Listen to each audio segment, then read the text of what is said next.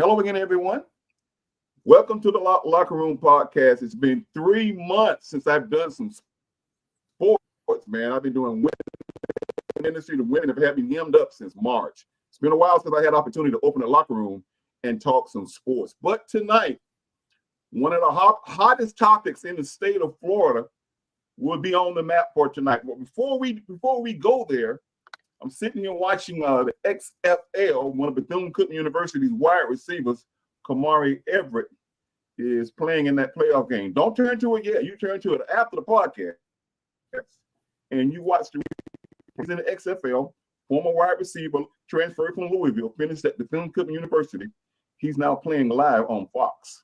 But tonight, like I said before, one of the hottest topics in the state of Florida has been that the Florida High School Athletic Association has approved, they have approved it, folks, NIL deals for high school kids. And tonight, my guest, he's a guy who's knowledgeable about this situation.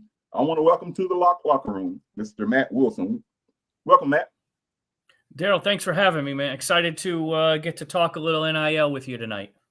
You know, a couple of years ago, we were around at the job at the pool talking about the podcast and talking about NIL deals for the college ranks. But now, state of Florida, along with 32 other states, have approved the deal. Before we go there, I want to show a little clip, and let's see if this college has anything to do with what we're talking about tonight. Okay. No longer just college athletes here.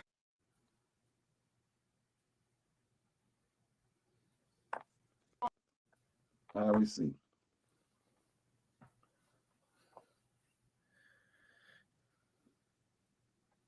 Throw. Vernell. I'm having a little audio trouble.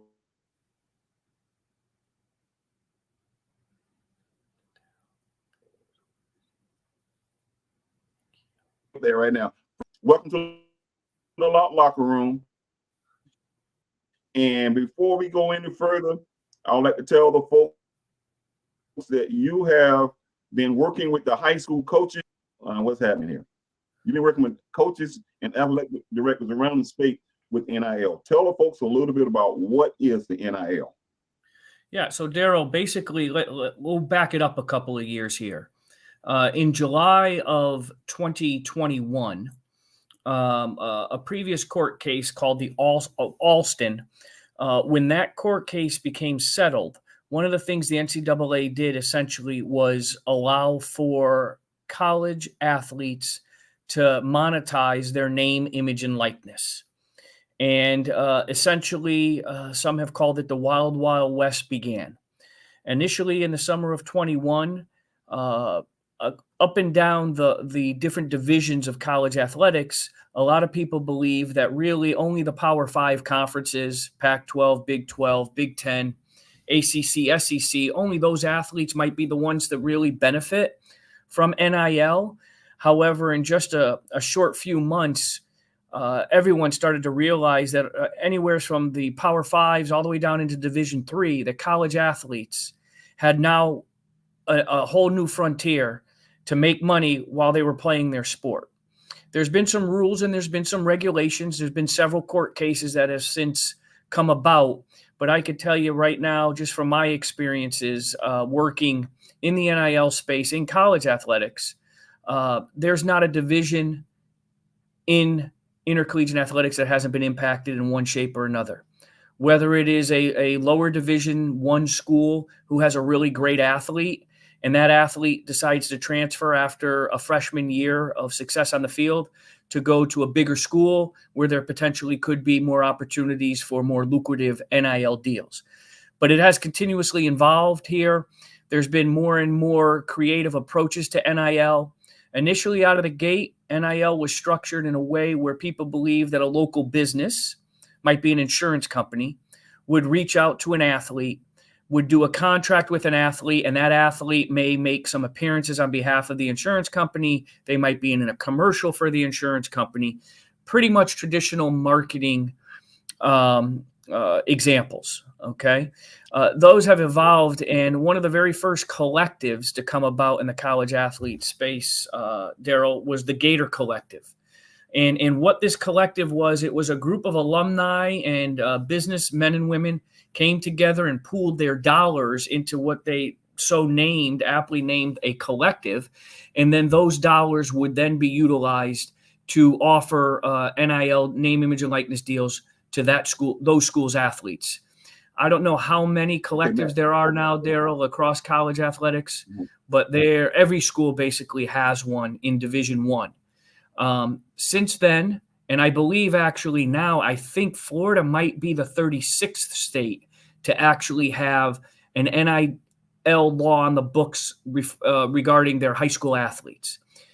You and I talked about this a couple of times in passing, seeing each other here, especially within the last year, that once the state of Georgia started to allow NIL for their high school athletes, Florida would soon follow. I think they went through their due diligence in the fall, and in the early spring, they had their meetings. They gathered their information. I think they waited for the academic year to end. And then as of last Tuesday, Florida announced that high school kids now, and I think there needs to be one more final approval before it will be open. But going into the 24-25 academic athletic year, Florida high school athletes can now engage in NIL opportunities.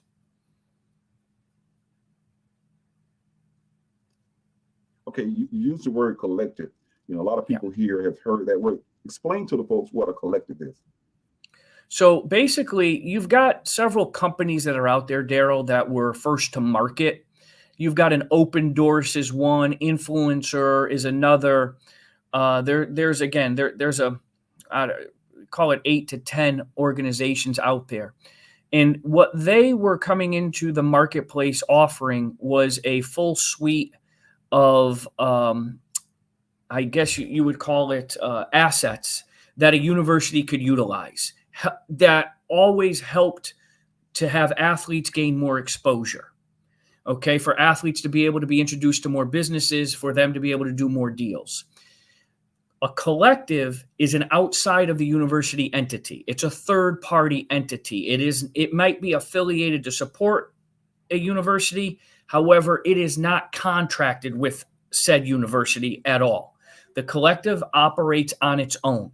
And what the collectives have been doing, and some are doing very good jobs here, is they will be the ones on behalf of athletes going out and building relationships with businesses, encouraging the businesses that want to do deals and bringing the businesses and the athletes together, or the athletes and the businesses together.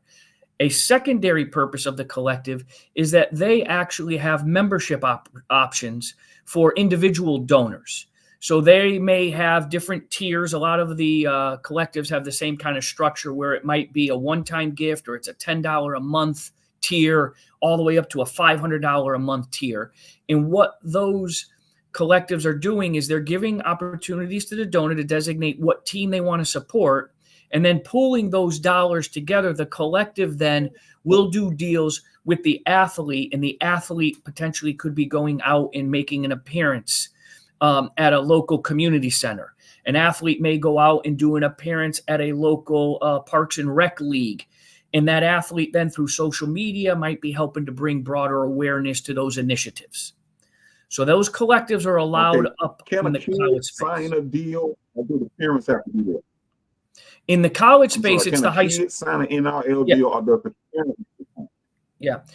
In the college world, the athlete over the age of 18 can sign a deal.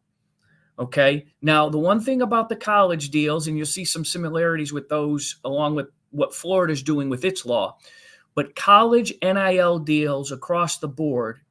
And to be honest with you, Daryl, the NCAA hasn't built out a very thorough guidance on NIL. Okay. And that's for a whole different discussion. But in the case, they do have a few items that they want to make sure. And one of those is that NIL deals cannot extend past the college athlete's eligibility. So that essentially, if an athlete does a deal with a company, when that athlete has played his or her last game, or they've graduated from the institution, and let's say they're blessed and they're able to get drafted and go play in their professional sport, their deal would then end, and they would have to do a new deal as a professional with said company if they wanted to continue that relationship. So they can't carry, they're not supposed to carry over their deals from the time that there's what they sign while they're in college into their pro career. That's been a staple with regards to NIL since the onset of 2021. What about in high school? The high school kids, Okay. do they have to have parent consent, or can they go out and just sign a deal? And can they get an agent? Yep. So, Daryl, here's where we go. And I want to refer to just the Florida law that's been proposed and been announced. So right now, first off, the law is very clear, and it states that a high school athlete can have an advisor. That advisor is only there with regards to NIL assistance. Okay? The parents and the athlete, really the parents, have to be the ones who are negotiating the deals with the businesses. All right, so that's very clear cut inside of the Florida the law. So parents have to negotiate the deals. And the athlete is allowed to have an NIL only advisor, not an agent. It's just an advisor. Some other items with regards to this. The high school association came straight out and said collectives are not allowed. So you will not have a high school's booster club, so to say, get together and form a collective where they pool their dollars and they're doing deals. That structure is not going to hold in the state of Florida. There's no collectives. A couple of the other unique rules, what type of deals can the athletes do? And they also said very clearly, the athlete cannot sign a deal, Daryl, that extends past their high school eligibility. So if we have a really good high school athlete here locally and they do a deal, and I'm just making this up, with Marco's Pizza, I'm just saying a pizza place, right? That deal can't extend once they go to college. It has to end once their eligibility at their particular high school is over. A couple other things, obviously, that they talk about. Yeah. Can a collective, or do the collectives recruit the kids?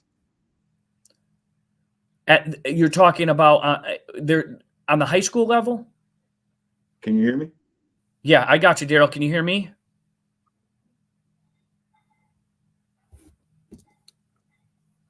Daryl, are we there? Yeah, Spectrum has been acting crazy in my neighborhood. My Wi-Fi has gone out 3 times tonight.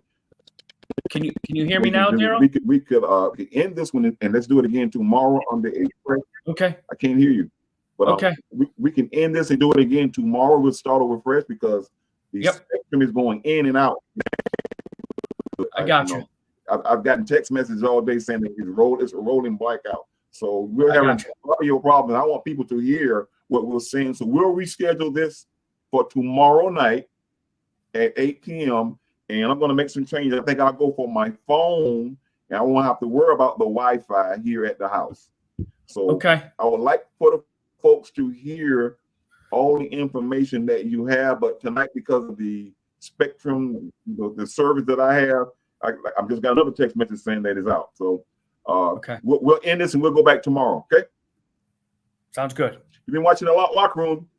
We're not out of time, but we're out of Wi-Fi. So we'll be back tomorrow. Thank you.